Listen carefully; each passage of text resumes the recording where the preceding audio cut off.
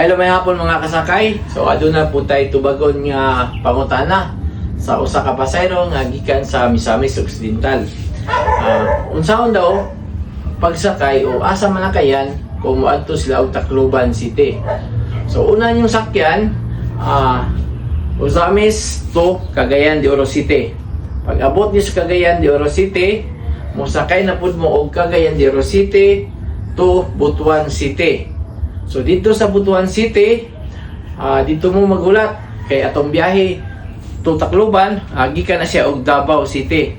So ang atong first trip gikan sa Davao alas 4 sa buntag og estimated travel time nga moabot sa Butuan City 12 noon hangtod sa alauna sa hapon. Mao na atong first trip via Silago.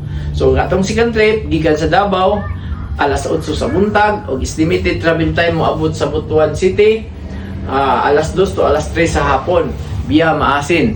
So ang atong third trip gikan sa Davao to Tacloban alas 6 sa gabi og estimated travel time nga moabot sa Butuan City alauna sa kadlawon hangtod sa alas 2 sa kadlawon. Daghang salamat.